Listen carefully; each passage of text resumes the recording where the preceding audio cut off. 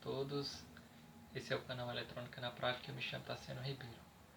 Hoje eu vou mostrar aqui para vocês que vão iniciar com eletrônica, seja para manutenção ou para montagem de experimentos com circuitos eletrônicos, um kit bem básico para iniciante, que é ferro de solda, um multímetro, solda, um sugador de solda, indispensável na bancada dos estudantes que queiram iniciar com eletrônica para experimentos ou para conserto, e pasta para solda. Eu uso uma pasta da Cobex, que é uma pasta muito boa, para aderir melhor a superfícies em que só a solda não consegue fixar. Eu vou demonstrar agora um pouco de como soldar e como é feita a soldagem dos componentes na placa de circuito impresso e a retirada com o sugador de solda. Vamos soldar agora a superfície de um fio. Primeiro eu vou soldar sem o auxílio da pasta e depois com o auxílio da pasta. A ponta do ferro de solda tem que estar limpa, estanhada, como já tem um pouco de estanho aqui na ponta.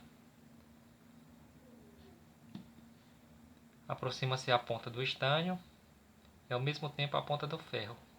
Observem que o estanho vai cobrir toda a superfície cobreada. Sem o auxílio da pasta de solda é um pouco mais dificultoso, porque devido ao processo de oxidação, essas coisas, o ar vai impedir que o estanho cubra toda a superfície. Agora, com a pasta, você coloca a ponta e retira um pouco de pasta, um pouco de estanho na ponta. Observem que já vai ser mais fácil a cobertura da mesma ponta.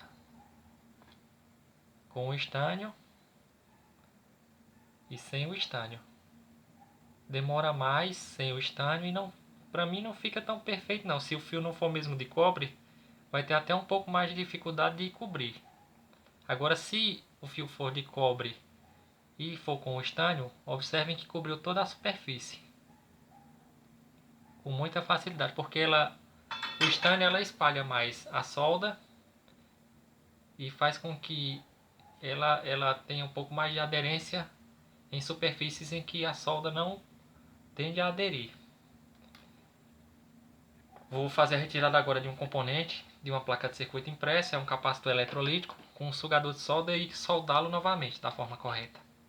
Observem o seguinte: o que ocorre nos processos de soldagens é que com a temperatura da placa do circuito, ela vai haver um aquecimento na placa, aí a solda vai dilatar, vai contrair e esfriar.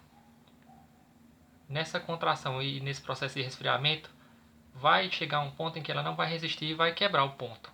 São os dois polos do capacitor, e ao vendo a quebra desse ponto, vai ver o mau funcionamento do circuito até o dano do componente. Aqui o capacitor eletrolítico do outro lado, por baixo, esses são os terminais dele. Eu vou retirá-los e fixá-los novamente no local, com a ajuda, é claro, do sugador de solda.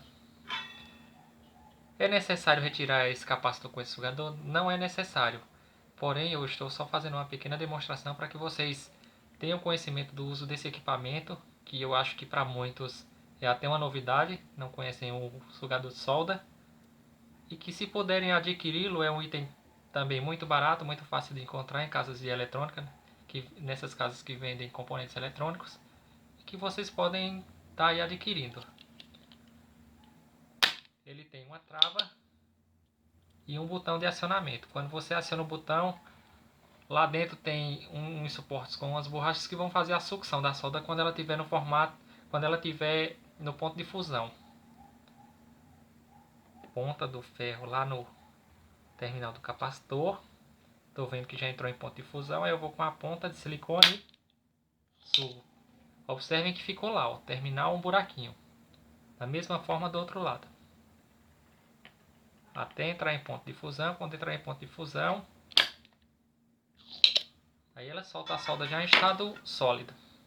O capacitor do outro lado, ó, já até soltou, sem ter sido nem necessário que eu movesse com a mão. Agora, para soldar novamente no local, observar a polaridade, que é um capacitor eletrolítico, possui polaridade. Os capacitores eletrolíticos geralmente vêm com o lado negativo indicando com essa setinha, indicando o lado negativo dele. E lá na placa vai ter o lado positivo, com um xizinho lá, com mais.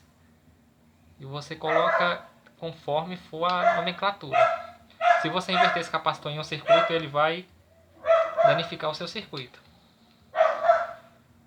Coloca a solda no terminal. Atenta em ponto de fusão.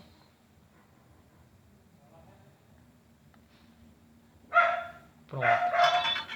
Aí está o capacitor novamente soldado, sem nenhuma trinca, perfeitamente no local.